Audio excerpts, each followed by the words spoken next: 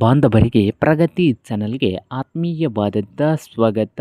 ಇಂದಿನ ಈರುಳ್ಳಿಯ ಬೆಲೆಯನ್ನು ನೋಡ್ಕೊಂಡು ಬರೋಕ್ಕಿಂತ ಮುಂಚೆ ಹೊಸದಾಗಿ ಯಾರು ಚಾನಲ್ನ ನೋಡ್ತಾ ಇದ್ದರೆ ಚಾನಲನ್ನು ತಪ್ಪದೆ ಈಗಲೇ ಸಬ್ಸ್ಕ್ರೈಬ್ ಆಗಿ. ಇಂದು ಈರುಳ್ಳಿಯ ಬೆಲೆಯನ್ನು ನೋಡಿಕೊಂಡು ಬರೋಣ.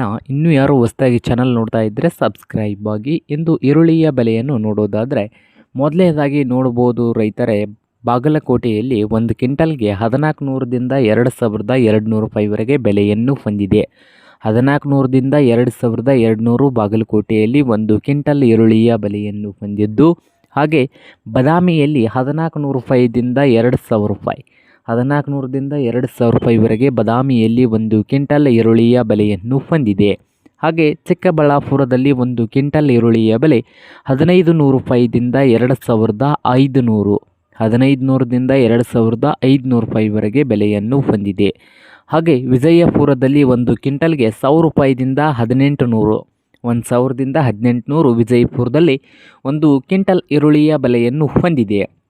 ಹಾಗೆ ರಾಯಚೂರದಲ್ಲಿ 1400ದಿಂದ 2000, ಮೈಸೂರದಲ್ಲಿ ಒಂದು ಕ್ವಿಂಟಲ್ ಈರುಳ್ಳಿಯ ಬೆಲೆ 1500 ರೂಪಾಯಿದಿಂದ 2400, ಬೆಳಗಾವಿಯಲ್ಲಿ 1500ದಿಂದ 2500 ರೂಪಾಯಿ, 1500ದಿಂದ 2500 ರೂಪಾಯಿವರೆಗೆ ಬೆಳಗಾವಿಯಲ್ಲಿ ಒಂದು ಕ್ವಿಂಟಲ್ ಈರುಳ್ಳಿಯ ಬೆಲೆಯನ್ನು ಹೊಂದಿದೆ. ಹಾಗೆ ಸಾಂಗಲಿಯಲ್ಲಿ 500 ರೂಪಾಯಿದಿಂದ 2300 ರೂಪಾಯಿವರೆಗೆ ಒಂದು ಕ್ವಿಂಟಲ್ ಈರುಳ್ಳಿಯ ಬೆಲೆಯನ್ನು ಹೊಂದಿದೆ. ನೋಡಿ ರೈತರೇ.